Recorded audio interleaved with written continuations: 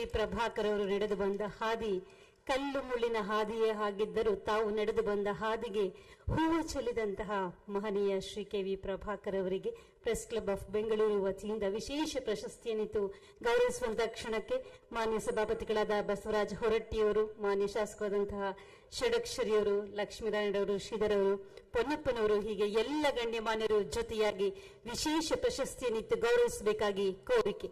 ನಿಮ್ಮ ಚಪ್ಪಾಳೆಯು ಸೇರಿದ್ರೆ ಆ ಸಂಭ್ರಮಕ್ಕೆ ಮತ್ತಷ್ಟು ಮಗದಷ್ಟು ಮೆರುಗು ತುಂಬುತ್ತೆ.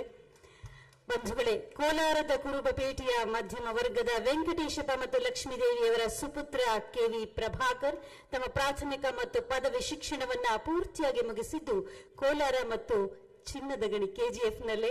ಹೇಳಿಕೊಳ್ಳುವಂತಹ ಯಾವುದೇ ಸಾಮಾಜಿಕ ಹಿನ್ನೆಲೆ ಇಲ್ಲದ ಪ್ರಭಾಕರ್ ಅವರು ಕೋಲಾರದ ಧ್ವನಿಯಾಗಿದ್ದ ಕೋಲಾರ ಪತ್ರಿಕೆಯ ಹಂಚಿಕೆದಾರರಾಗಿ ಕೆಲಸಕ್ಕೆ ಸೇರಿದರು.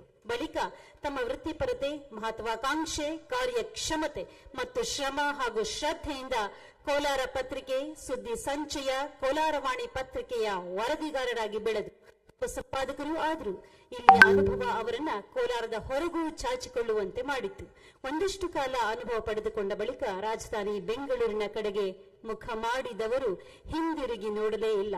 ಇಟ್ಟ ಪ್ರತಿಯೊಂದು ಹೆಜ್ಜೆಯಲ್ಲೂ ತಮ್ಮದೇ ಅನನ್ಯತೆಯನ್ನ ದಾಖಲಿಸಿ ತಮ್ಮದೇ ಛಾಪನ್ನ ಮೂಡಿಸಿರುವಂತಹ ಅಪರೂಪದ ವ್ಯಕ್ತಿತ್ವದ, ಎಲ್ಲರ ಮನೆಯ ಮಗನಂತೆ ಎಲ್ಲರ ಕಷ್ಟ ಕಾರ್ಪಣ್ಯಗಳಿಗೆ ಧನಿಯಾಗುತ್ತಿರುವಂತಹ ಸನ್ಮಾನ್ಯ ಮುಖ್ಯಮಂತ್ರಿಗಳ ಮಾಧ್ಯಮ ಸಲಹೆಗಾರರಾದ ಶ್ರೀ ಕೆ.ವಿ. ಪ್ರಭಾಕರ್ ಅವರಿಗೆ ಅಭಿನಂದನೆಗಳ ಮಹಾಪೂರ್ವೇ ಹರಿದು ಬರಲಿ. ಬಂಧುಗಳೇ, ವಿಶೇಷ ಪ್ರಶಸ್ತಿಯನ್ನಿತ್ತು ಗೌರವಿಸಿದ್ದಾರೆ ಎಲ್ಲ ಗಣ್ಯಮಾನ್ಯರು.